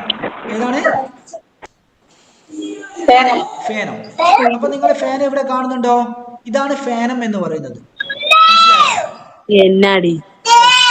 ഒന്ന് മ്യൂട്ടാക്കണേ ടീച്ചറെ. ഒന്ന് മ്യൂട്ടാക്കണേ. റെഡി? യെസ്. അപ്പൊ ഇതാണ് ഫേനം എന്ന് പറയുന്നത്. ഓക്കെ, അപ്പോ ഇത് ഫേനം എന്ന് പറയുന്നത് ഈ ഫേനത്തിന്റെ ഇവിടെ നിങ്ങൾ ഒരു ആവരണം കാണുന്നുണ്ടോ? ഇങ്ങനെ വളഞ്ഞും പൊളഞ്ഞുമായിട്ട് ഒരു ആവരണം കാണുന്നുണ്ടോ? റെഡിയല്ലേ? ഈ ആവരണത്തെയാണ് എന്ത് പറയുന്നത്? ടോണോപ്ലാസ്റ്റ്. എന്താണ്? ടോണോപ്ലാസ്റ്റ്. അപ്പൊ നമ്മളൊരു ചോദ്യം ചോദിക്കും. ടോണോപ്ലാസ്റ്റ് എന്ന സവിശേഷ സ്ഥലത്താൽ ആവരണം ചെയ്യപ്പെട്ടിരിക്കുന്ന കോശാംഗമാണ് ഏതടോ? ഫേനം എന്ന് പറയുന്നത്. മനസ്സിലായോ? ടോണോപ്ലാസ്റ്റ് എന്ന സവിശേഷ സ്ഥലത്താൽ ആവരണം ചെയ്യപ്പെട്ടിരിക്കുന്ന കോശാംഗമാണ് ഏത്? ഫേനം. ഇതിങ്ങനെ തന്നെ ചോദിച്ചിട്ടുണ്ട് കേട്ടോ. കേട്ടിട്ടില്ല, PSCയിൽ ചോദിച്ചിട്ടുണ്ട്. ഓക്കെ, അപ്പൊ എനിക്ക് കേട്ടിട്ടും ചോദിക്കാം. കാരണം ഇത് 6ാം ക്ലാസ്സിലെ കുട്ടികൾക്ക് പഠിക്കാനുള്ളതാണ്. അപ്പോൾ ചെറിയ മക്കൾ പഠിക്കുന്ന കാര്യമാണ്. അപ്പൊ നമ്മൾ ടീച്ചേഴ്സ് എത്രത്തോളം പഠിക്കണമെന്ന് നിങ്ങൾ എന്താക്കുക, ഒന്ന് ആലോചിച്ച് നോക്കുക. എത്രത്തോളം നമ്മൾ കാര്യങ്ങൾ ഗ്രഹിക്കണം എന്നുള്ളത്. ഇത് 6ാം ക്ലാസ്സിലെ കൊച്ചു കുട്ടികൾക്ക് പഠിക്കാനുള്ള കാര്യങ്ങളാണ് കേട്ടോ ഇതൊക്കെ. യെസ്. അപ്പൊ നമുക്ക് തിരിച്ചു വരാം. അതായത് ഈ ഫേനം എന്ന ഭാഗം, അതായത് ഫേനം എന്ന കോശവംഗം എന്താക്കിയിരിക്കുന്നത്, ആവരണം ചെയ്യപ്പെട്ടിരിക്കുന്നത് ടോണോപ്ലാസ്റ്റ് എന്ന സവിശേഷ സ്ഥലത്താലാണ്. എന്താണ് ഈ ഫേനത്തിന്റെ ധർമ്മം? അതായത് കോശത്തിലെ ജലം, ലവണങ്ങൾ, വിസർജ്ജന വസ്തുക്കൾ എന്നിവ സംഭരിക്കപ്പെടുന്നത് എവിടെയാണ്? ഫേനത്തിലാണ്. ഓക്കെ, മനസ്സിലായല്ലോ? ക്ലിയർ ആയില്ലേ? ജലം, ലവണങ്ങൾ, അതായത് കോശത്തിലെ ജലം, ലവണങ്ങൾ, വിസർജ്ജ വസ്തുക്കൾ എന്നിവ സംഭരിക്കപ്പെടുന്നത് ഫേനത്തിലാണ്. ഈ ഫേനത്തെ ആവരണം ചെയ്തിരിക്കുന്ന ഭാഗമാണ് ഏത്? ടോണോപ്ലാസ്റ്റ് എന്നറിയപ്പെടുന്നത്. ഓക്കെ, ഇതുവരെയും ക്ലിയർ ആണെന്ന് വിചാരിക്കുന്നു. ഇനി അടുത്തതാണ് നമ്മൾ ഏത് പഠിക്കുന്നത്? Golgi complex. ഏതാണ്? Golgi complex. അതായത് ഗോൾഗി കോംപ്ലക്സ് കാണിച്ചു തരാം. ഇത് പിക്ചർ ചെറുതായി പോയി. യെസ്, ഗോൾഗി കോംപ്ലക്സ് എവിടെയാണ് വരുന്നത്? ഇതാ ഗോൾഗി കോംപ്ലക്സ്, കാണുന്നില്ലേ? ഇതാണ് ഗോൾഗി കോംപ്ലക്സ്. ഓക്കെ, അപ്പോ ഗോൾഗി കോംപ്ലക്സിന്റെ ധർമ്മം എന്താണെന്ന് വെച്ചാൽ രാസാഗ്നികൾ, ഹോർമോണുകൾ, ശ്ലേഷ്മരസം അതുപോലെ എന്നീ കോശങ്ങളെ ചെറുസ്തര സഞ്ചികളാക്കി സംഭരിക്കപ്പെടുന്നത് ആരാണ്? ഗോൾഗി കോംപ്ലക്സ് ആണ്. ഓക്കെ, അതായത് രാസാഗ്നികൾ, കോശത്തിലെ രാസാഗ്നികള്, ഹോർമോണുകള്, ശ്ലേഷ്മ സ്തരങ്ങള് എന്നിവ കോശസ്രവങ്ങളിലെ ചെറു സഞ്ചികളിലാക്കി സംഭരിക്കപ്പെടുന്നത് എവിടെയാണ്? ഗോൾഗി കോംപ്ലക്സിലാണ്. എന്നിട്ട് ഇതിന് ആവശ്യമുള്ളപ്പോൾ എന്താകും? കോശത്തിന്റെ പ്രവർത്തനം ആവശ്യമുള്ളപ്പോൾ ഈ ഗോൾഗി കോംപ്ലക്സ് കുറച്ച് ഇങ്ങനെ എടുത്തു നോക്കും അല്ലെ? അപ്പോ എന്താണ് അവിടെ ഗോൾഗി കോംപ്ലക്സിന്റെ ധർമ്മം എന്താണ്? ഒരു റോഡ് മേലെ നമ്മളിപ്പോ ഒരു വണ്ടിയൊക്കെ ഓടിക്കുകയാണെങ്കിൽ എന്താക്കും? ഇങ്ങനെ നിയന്ത്രിക്കുന്ന ഒരാളൊക്കെ ഉണ്ടാവും അല്ലെ? അപ്പൊ അവരെന്താക്കും? വളരെ നിയന്ത്രിച്ച് കാര്യങ്ങൾ എന്തൊക്കെയാ വേണ്ടതെന്ന് വെച്ചാല് എന്തായി കൊടുക്കും? അങ്ങോട്ട് പോകേണ്ടവർക്ക് എന്തായി കൊടുക്കും? അത് ശരിയായി കൊടുക്കും. അങ്ങനെയൊക്കെ നിങ്ങൾ കണ്ടിട്ടുണ്ടാവും അല്ലെ? അപ്പോൾ അതിന് ഉദാഹരണം പറയാൻ ഞാൻ ഉദാഹരണത്തിലേക്ക് വരാൻ കാരണം എന്ന് വെച്ചാല് കോശത്തിലെ ട്രാഫിക് പോലീസ് എന്നറിയപ്പെടുന്ന ആരാണ്? ഗോൾഗി കോംപ്ലക്സ് ആണ്. അതായത് ട്രാഫിക് പോലീസ് എന്താ ചെയ്യുന്നത്? വേണ്ടപ്പോ ഏതാണോ സമയത്ത്, ഉചിതമായ സമയത്ത് എന്തായി കൊടുക്കും? വണ്ടിയൊക്കെ വിടാനൊക്കെ സൗകര്യം ചെയ്തു കൊടുക്കും അല്ലെ? അതുപോലെ തന്നെ കോശത്തിന് വേണ്ട രാസാഗ്നികൾ, ഹോർമോണുകൾ വേണ്ടപ്പോ എന്തായി കൊടുക്കും? ഈ സാധനങ്ങൾ കൊടുക്കുന്നത് ആരാണ്? ഗോൾഗി കോംപ്ലക്സ് എന്ന കോശാംഗമാണ്. അതുകൊണ്ട് തന്നെ കോശത്തിലെ ട്രാഫിക് പോലീസ് എന്നറിയപ്പെടുന്നത് ഏതാണ്? ഗോൾഗി കോംപ്ലക്സ് ആണ്. അപ്പൊ നമ്മൾ കോശാംഗത്തെ കുറിച്ചാണ് പറഞ്ഞത്. നമ്മൾ വളരെ സവിസ്തരമായി നമ്മൾ പഠിച്ചു കഴിഞ്ഞു. ഏതൊക്കെ? മൈറ്റോകോൺട്രിയോൺ, എൻഡോപ്ലാസ്മിക് റെറ്റിക്കുലം, റൈബോസോം, ഫേനം, അതുപോലെ തന്നെ ഗോൾഗി കോംപ്ലക്സ്. ഇത്രയും കാര്യങ്ങളാണ് നമ്മൾ എന്താക്കിയത്? പഠിച്ചത് കോശാംഗങ്ങളെ കുറിച്ച്. അപ്പോ ഇവിടെ വ്യക്തമായ പിക്ചർ ഉണ്ട് കേട്ടോ, സോറിയേ. ഓക്കെ, എല്ലാവരോടും സോറി. അപ്പൊ നിങ്ങൾ കാണുന്നില്ലേ? ഗോൾഗി കോംപ്ലക്സ് കണ്ടു. നമുക്കൊന്നുകൂടി പറഞ്ഞു നോക്കാം അല്ലെ? ഗോൾഗി കോംപ്ലക്സ്, ട്രാഫിക് പോലീസ്, ഫേനം, ടോണോപ്ലാസ്റ്റ് ആണ് ഇത്. അപ്പൊ ഇതിന്റെ ഉള്ളിൽ എന്താണ്? ജലം, ലവണം എന്നിവയൊക്കെ സംഭരിക്കപ്പെട്ടിരിക്കുകയാണ്. മൈറ്റോകോൺട്രിയോൺ എന്തായിരുന്നു? ഊർജ നിലയം അല്ലെ? Power house. പിന്നെ കോശഭിത്തി കണ്ടല്ലോ, മർമ്മം, ഇവിടെയാണ് മർമ്മം വരുന്നത്. കോശസ്ഥലമുണ്ട് ഇവിടെ. റൈബോസോം എന്തായിരുന്നു? മാംസ്യ നിർമ്മാണ കേന്ദ്രം അല്ലെ? എൻഡോപ്ലാസ്മിക് റെറ്റിക്കുലം എന്തായിരുന്നു? എൻഡോപ്ലാസ്മിക് റെറ്റിക്കുലം കോശാസ്ഥികുലം അല്ലെ? യെസ്. അപ്പൊ അത് കഴിഞ്ഞിട്ട് കോശദ്രവ്യമുണ്ട്. പിന്നെ ഹരിതകണമുണ്ട്. ഹരിതകണം എന്ന് പറയുന്നത് നമ്മുടെ സസ്യകോശത്തിൽ മാത്രം കാണപ്പെടുന്ന ഭാഗമാണിത്. ഹരിതകണവും ഈ കോശഭിത്തിയും അത് ഇമ്പോർട്ടന്റ് ആണ്. ഈ ഹരിതകണവും കോശഭിത്തിയും സസ്യകോശത്തിൽ മാത്രം കാണപ്പെടുന്ന ഭാഗമാണ്. ഓക്കെ, ഇത് നമുക്ക് ഓടുമ്പോൾ നോട്ടൊക്കെ ചോദിക്കാം. ഇങ്ങനെ ഒരു 3 തന്നിട്ട് കോശഭിത്തിയും തരും. എന്നിട്ട് എന്തായാലും സസ്യകോശത്തിൽ പെടുന്ന ഭാഗം ഏതാണ് എന്നൊക്കെ ചോദ്യം ചോദിക്കാം. ഓക്കെ, അപ്പോൾ ഇത് ഇമ്പോർട്ടൻസ് ആണ്. ഹരിതകണവും കോശഭിത്തിയും എന്തിൽ പെടുന്നതാണ്? സസ്യകോശത്തിൽ മാത്രമേ കാണുകയുള്ളൂ, ജന്തുകോശത്തിൽ കാണില്ല. ഓക്കെ, ക്ലിയർ ആണോ? ക്ലിയർ ആണെങ്കിൽ ഓക്കെ പറഞ്ഞേ. Okay sir. സർ അല്ല സർ, ഒരു ഡൗട്ട്. ചോദിച്ചോളൂ. നേരത്തെ 2 കോശങ്ങൾ കണ്ടില്ലേ? സസ്യകോശം, ജന്തുകോശം എന്ന് പറഞ്ഞ്. അതും അപ്പൊ ഇതെന്താ സസ്യകോശം എന്ന് പറഞ്ഞു വേറൊരു ഇതായിട്ട് മാറി പറയാൻ കാരണം എന്താണ്? അപ്പൊ ഇതെന്താ സസ്യകോശം? അതും ഇതും സെയിം അല്ലല്ലോ ചിത്രം? സെയിം അല്ല, സസ്യകോശത്തിന് വ്യത്യാസമുണ്ട്. ഇത് കണ്ടോ നിങ്ങൾ? ഈ ചിത്രമാണോ പറയുന്നത്?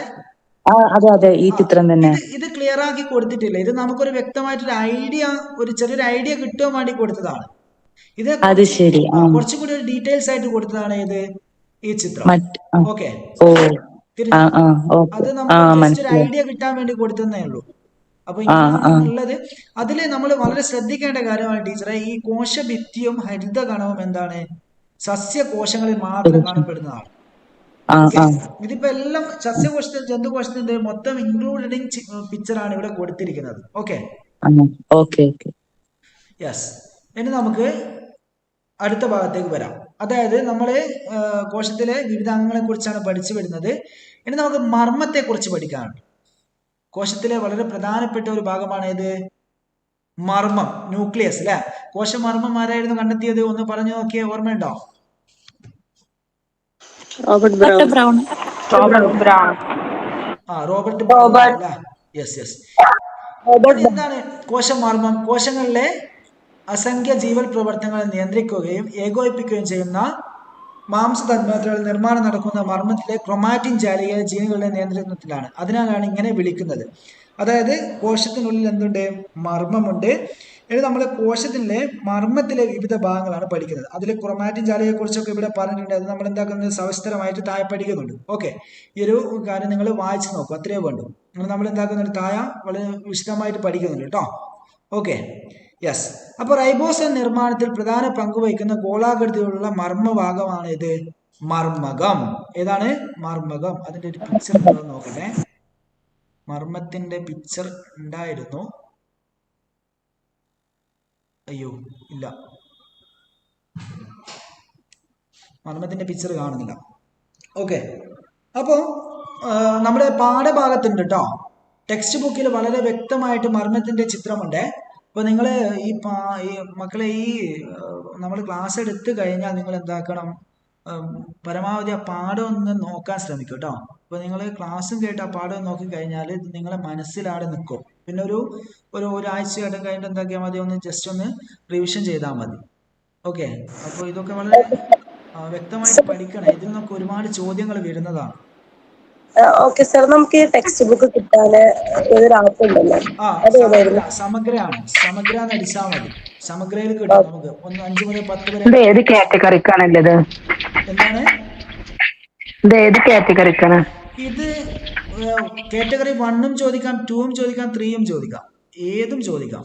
കാരണം എന്ന് വെച്ചാൽ ഇത് 6ാം ക്ലാസ്സിലെ കുട്ടികൾക്ക് പഠിക്കാനുള്ള കേസാണ്. ഓക്കെ, നിങ്ങൾ പ്രീവിയസ് ക്വസ്റ്റ്യൻസ് ചെയ്ത് നോക്കിയാല് ഇതിൽ നിന്ന് ഒരുപാട് ക്വസ്റ്റ്യൻസ് കാണും. നമ്മുടെ ഔട്ട് ഓഫ് സിലബസിൽ തന്നെ 10ഓളം ക്വസ്റ്റ്യങ്ങൾ വന്നിട്ടുണ്ട് കഴിഞ്ഞ എക്സാമിനൊക്കെ. കുട്ടികൾ പറയുന്നത് കേട്ടത് സിലബസിന് പുറത്ത് 10ഓളം ക്വസ്റ്റ്യൻസ് വന്നിട്ടുണ്ട്. അതായത് പാഠഭാഗത്തെ ബേസ് ചെയ്താണ്. ഓക്കെ, അതുപോലെ തന്നെ നമ്മൾ നോട്ടിഫിക്കേഷൻ കൊടുക്കുമ്പോൾ നമ്മൾ ആദ്യം കൊടുക്കുന്ന ഡേറ്റും അവസാനിക്കുന്ന ഡേറ്റും മാത്രമേ നോക്കുകയുള്ളൂ. അതിൻ്റെ ഇടയിൽ പറഞ്ഞിട്ടുണ്ട് കാര്യങ്ങൾ. എന്ത് പറഞ്ഞിട്ടുണ്ട്? 1 മുതൽ 7 വരെയുള്ള ക്വസ്റ്റ്യൻ ടെക്സ്റ്റ് ബുക്കിൽ നിന്ന് ചോദ്യങ്ങൾ വരാം എന്നതിൽ വളരെ വൃത്തിക്ക് കൊടുത്തിട്ടുണ്ട്. നിങ്ങൾ നോക്കിയാൽ മതി, ജസ്റ്റ് ഒന്ന് വായിച്ച് നോക്കിയാൽ മതി. സിലബസ് നമ്മൾ കൊടുക്കുമ്പോൾ നമുക്കൊരു സാധനം കിട്ടൂലേ, കാണൂലേ, ഇൻസ്ട്രക്ഷൻസ്. അതിൽ നോക്കിക്കഴിഞ്ഞാൽ നമുക്ക് അതിൽ പറഞ്ഞിട്ടുണ്ടാവും 1 മുതൽ 7 വരെയുള്ള അല്ലെങ്കിൽ അതിന് പുറമേയുള്ള ടെക്സ്റ്റ് ബുക്കിൽ നിന്ന് ചോദ്യങ്ങൾ ചോദിക്കാം എന്ന് പറഞ്ഞിട്ടുണ്ട്. അപ്പൊ എന്താണ് ഒരു ഡൗട്ട് ചോദിച്ചോളൂ. ഈ പാഠപുസ്തകത്തിൽ നിന്ന് SCRT-ന് എത്ര ശതമാനം ചോദ്യം ചോദിക്കാൻ പറ്റുമോ? അത് നമുക്ക് പറയാൻ പറ്റൂല. പക്ഷെ ഇപ്പോൾ നടക്കുന്ന ഒരു എക്സാമിന്റെ ട്രെൻഡ് എന്ന് വെച്ചാൽ SCRT-നെ ബേസ് ചെയ്താണ് ക്വസ്റ്റ്യൻസ് അധികം വരുന്നത്. അങ്ങനെ നമുക്ക് മനസ്സിലാക്കാൻ പറ്റും. നമുക്ക് എത്ര പെർസെന്റേജ് എന്ന് പറയാൻ പറ്റൂല. ഓക്കെ, SCRT ഒരു ഡൗട്ട്. ഇപ്പൊ ഒരു റീസെന്റ് ആയിട്ടൊരു എക്സാം നടന്നില്ലേ സർവീസിലുള്ളവർക്ക്? ഏതാണ്? സെറ്റ് എക്സാം തന്നെ. ആ എക്സാമില് EVS-ന്റെ ക്വസ്റ്റ്യൻ പേപ്പർ ഞാൻ കണ്ടിട്ടില്ല. സാർ കണ്ടിട്ടുണ്ടെങ്കിൽ അതിനെ കുറിച്ചൊന്ന് പറയോ? എങ്ങനെയാണ് എക്സാം? നമുക്ക് ക്വസ്റ്റ്യൻസ് ഡിസ്കഷൻ ചെയ്യട്ടോ. നമുക്ക് ഒരു സെഷൻ ഡിസ്കഷൻ ചെയ്ത് ക്വസ്റ്റ്യൻ ഡിസ്കഷൻ നിർബന്ധമായും വേണം. കാരണം എന്ന് വെച്ചാല് EVS-ന് മാർക്ക് കിട്ടുകയെന്ന് വെച്ചാല് നമ്മൾ കഴിഞ്ഞ ക്വസ്റ്റ്യൻസ് എടുത്തിട്ട് ആൻസർ ഒഴികെയുള്ള ബാക്കി 3 ഓപ്ഷൻസ് വളരെ സവിസ്തരമായി പഠിക്കുമ്പോൾ മാത്രമേ നമുക്ക് EVS-ലെ മാർക്ക് സ്കോർ ചെയ്യാൻ പറ്റുള്ളൂ. അപ്പോൾ നിങ്ങൾ തീർച്ചയായും ക്വസ്റ്റ്യൻസ് എടുത്ത് തരും കേട്ടോ. നമുക്ക് വളരെ വൃത്തിക്ക് എടുക്കാം. Okay, yes. അപ്പൊ ഇനി നമ്മള് കോശത്തിലെ മർമ്മത്തെ കുറിച്ചാണ് പറയുന്നത്. കോശത്തിലെ നിയന്ത്രണ കേന്ദ്രം എന്നറിയപ്പെടുന്ന ഏതാണോ? കോശത്തിലെ നിയന്ത്രണ കേന്ദ്രം മർമ്മമാണ് അല്ലെ? മർമ്മല്ലേ? അതായത് കോശത്തിലെ മെയിൻ കോശാംഗമാണ് ഏത്? മർമ്മം എന്ന് പറയുന്നത്, അല്ലെങ്കിൽ ന്യൂക്ലിയസ്. കോശങ്ങളിലെ അസംഖ്യം ജീവൽ പ്രവർത്തനങ്ങൾ നിയന്ത്രിക്കുകയും ഏകോപിപ്പിക്കുകയും ചെയ്യുന്ന മാംസ തന്മാത്രകളുടെ നിർമ്മാണം നടക്കുന്നത് മർമ്മത്തിലെ ക്രൊമാറ്റിൻ ജാലികയിലെ ജീനുകളുടെ നിയന്ത്രണത്തിലാണ്. അതിനാലാണ് ഇങ്ങനെ വിളിക്കുന്നത്. അതൊന്നും നിങ്ങൾ ഈ പോയിന്റ്സ് ഒന്നും നിങ്ങൾ പഠിക്കേണ്ട. കോശത്തിലെ നിയന്ത്രണ കേന്ദ്രം ഏതാണെന്ന് ചോദിച്ചാൽ മർമ്മം എന്നാണെന്നുള്ള ഒരു ധാരണ നമുക്ക് എന്താണോ വേണം. ഓക്കെ, റെഡിയല്ലേ? റെഡി ആണെങ്കിൽ ഓക്കെ പറഞ്ഞേ. ഇനി നമ്മൾ നേരത്തെ റൈബോസോം പഠിച്ചല്ലോ. എന്താണ് റൈബോസോം എന്ന് പറഞ്ഞാൽ ഓർമ്മയുണ്ടോ? റൈബോസോം മാംസ നിർമ്മാണ കേന്ദ്രമാണ് അല്ലെ റൈബോസോം. അപ്പൊ ഈ റൈബോസോം നിർമ്മാണത്തിൽ പ്രധാന പങ്ക് വഹിക്കുന്ന ഗോളാകൃതിയുള്ള മർമ്മഭാഗമാണ് ഏത്? മർമ്മകം എന്ന് പറയുന്നത്. അതായത് ഈ പിക്ചർ മക്കളെ ഇതിനകത്ത് ഉൾപ്പെടുത്താൻ മറന്നുപോയി. പിക്ചർ ഉണ്ടെങ്കിൽ വളരെ വ്യക്തമായി മനസ്സിലാവുമായിരുന്നു. അപ്പൊ നിങ്ങൾ എന്താ ചെയ്യേണ്ടതെന്ന് വെച്ചാൽ ഇത് കഴിഞ്ഞ പാട് SCERT ടെക്സ്റ്റ് ബുക്ക് ഒന്ന് നോക്കണേ പരമാവധി. അല്ലെങ്കിൽ ഞാൻ ആ ചിത്രം നമ്മൾ ഗ്രൂപ്പിൽ ഷെയർ ചെയ്യാം കേട്ടോ. ഓക്കെ, അങ്ങനെ മതിയോ?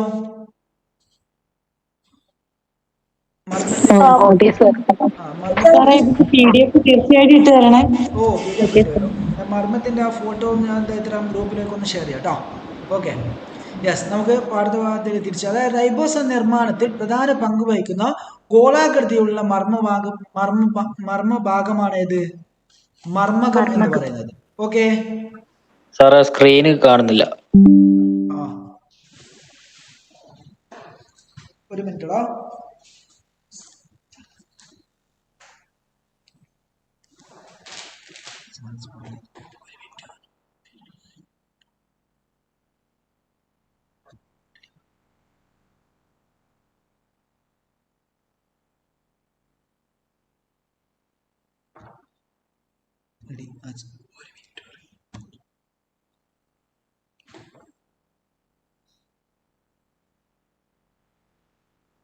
ചാർജ് തീർന്ന ഞാൻ നോക്കിയില്ല. ഇപ്പം ഇതൊന്ന് കണ്ടിത് ഇട്ടാലോ.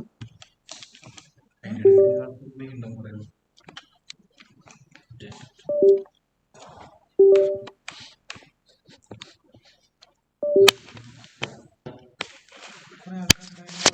90 ആൾക്കാർ കണ്ടു. 66 ദേശം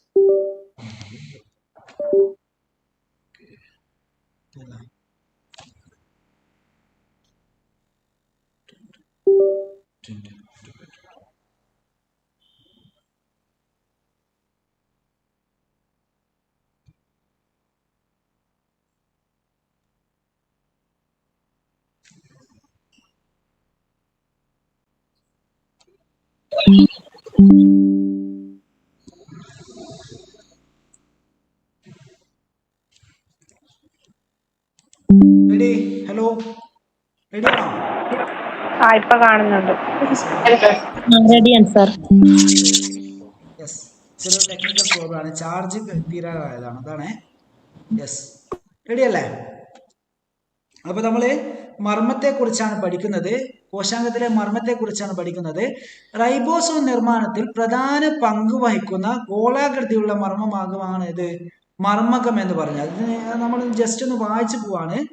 കാരണം എന്താണെന്ന് വെച്ചാൽ അതിന്റെ ഫോട്ടോ ഞാൻ ഗ്രൂപ്പിൽ ഇട്ട് തരാം കേട്ടോ. അപ്പോൾ കുറച്ചുകൂടി നിങ്ങൾ ക്ലിയർ ആവും. റെഡി അല്ലേ? ഓക്കെ.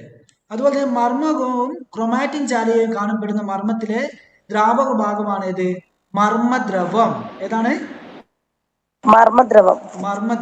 മർമ്മകവും ക്രൊമാറ്റിൻ ജാലികയും കാണപ്പെടുന്ന മർമ്മത്തിലെ ഭാഗമാണ് മർമ്മദ്രവം. ജീനുകളെ ഉൾക്കൊള്ളുന്ന മർമ്മദ്രവത്തേക്ക് വലക്കണ്ണികൾ പോലെ കെട്ടുപിണഞ്ഞ് കാണപ്പെടുന്ന മർമ്മത്തിലെ ഭാഗമാണ് ഇത് ക്രൊമാറ്റിൻ ജാലിക. ഓക്കെ, ഇത് നിങ്ങൾക്ക് മനസ്സിലാവുന്നുണ്ടോ? സ്ക്രീൻ കാണാമല്ലോ. കാണുന്നില്ലേ? സ്ക്രീൻ കാണുന്നില്ലേ? ഇല്ല, കാണുന്നുണ്ട്. സ്ക്രീൻ എനിക്ക് കാണാൻ പറ്റുന്നില്ല സാർ. ഇവിടെ പ്രശ്നമൊന്നുമില്ല. ഇവിടെ സ്ക്രീൻ കാണുന്നില്ല. കാണുന്നില്ല. കാണുന്നില്ല.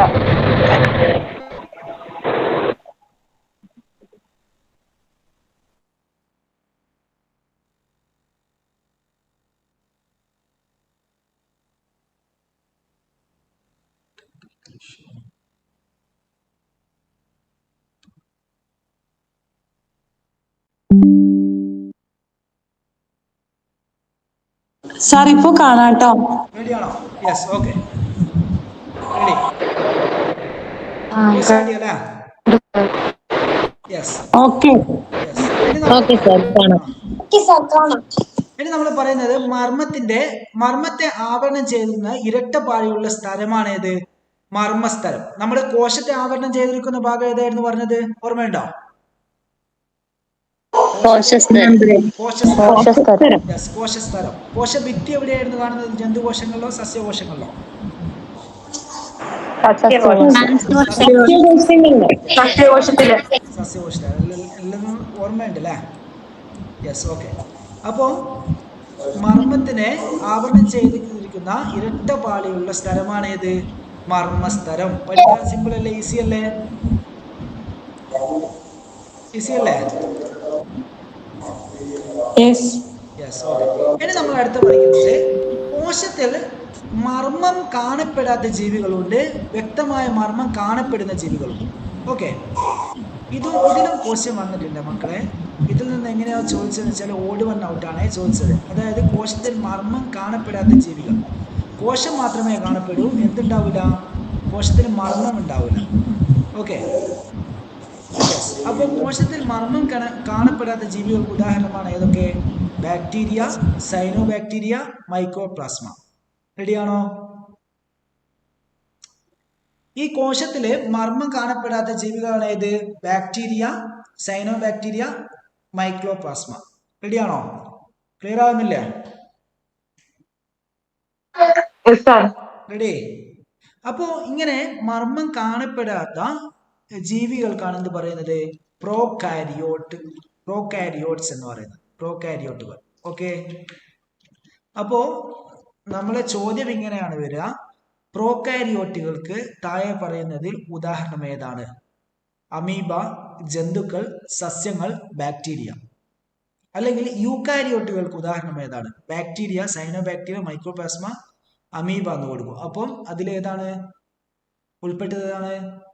അപ്പോൾ അത് നമ്മൾ എന്താക്കണം? കണ്ടുപിടിക്കണം. അപ്പോൾ അത് കണ്ടുപിടിക്കണം എന്താക്കണം? ഇത് വ്യക്തമായി പഠിക്കണം കേട്ടോ. ഇത് ഇമ്പോർട്ടൻസ് ആണ്, വളരെ ഇമ്പോർട്ടൻ്റ് ആണ്. ഓക്കെ, അപ്പോൾ കോശത്തിൽ മർമ്മം കാണപ്പെടാത്ത ജീവികൾക്കാണ് എന്ന് പറയുന്നത് പ്രോകാരിയോട്ടുകൾ എന്ന് പറയുന്നത്. യെസ്, അപ്പോൾ പ്രോകാരിയോട്ടുകൾക്ക് ഉദാഹരണമാണ് ഇതൊക്കെ: ബാക്ടീരിയ, സൈനോബാക്ടീരിയ, മൈക്രോപ്ലാസ്മ. അതുപോലെ തന്നെ കോശ മർമ്മമുള്ള ജീവികൾക്കാണ് ഇത് യൂക്കാരിയോട്ടുകൾ. അമീബ, ജന്തുക്കൾ, സസ്യങ്ങൾ. നമ്മുടെ കോശങ്ങൾക്കൊക്കെ എന്തുണ്ട്?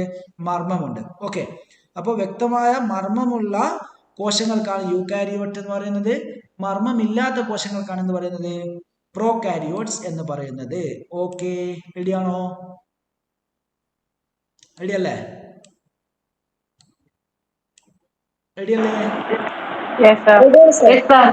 Yes, okay. അപ്പൊ നമ്മള് ഇത്രയും കാര്യങ്ങളാണ് നമ്മൾ ഇന്ന് ചർച്ച ചെയ്തിരിക്കുന്നത്. ഓക്കെ, ഇതിൽ കുറെ ക്വസ്റ്റ്യൻസ് ഒക്കെ ഉണ്ട്. മുൻപ് വന്നത് അത് PSC ക്വസ്റ്റ്യൻസ് ആണ് കേട്ടോ. അപ്പൊ നമ്മള് ഇന്ന് പഠിച്ചത് ഇനി ഇത്ര പോരെ? ഇനി വേണോ? അപ്പൊ നമ്മുടെ കോശത്തെ കുറിച്ച് വളരെ വ്യക്തമായി നമ്മൾ പഠിച്ചിട്ടുണ്ട്. നമുക്കൊന്ന് ഫാസ്റ്റ് ആയിട്ട് റിവൈസ് ചെയ്യാം അല്ലേ? അത് നല്ലതല്ലേ? റെഡിയാണോ? റെഡിയാണ്.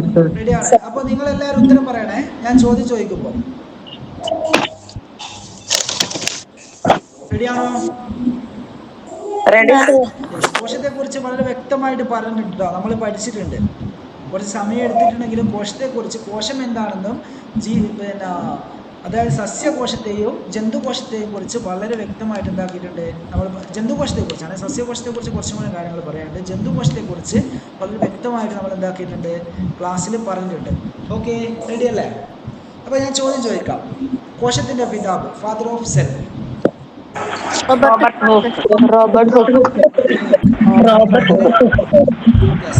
സസ്യശരീരം കോശങ്ങളാൽ നിർമ്മിതമാണെന്ന് കണ്ടെത്തിയത്?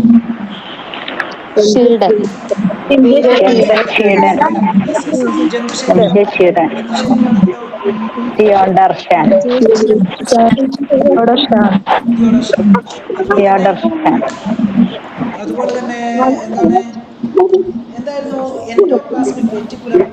അതിന്റെ ധർമ്മം എന്തായിരുന്നു?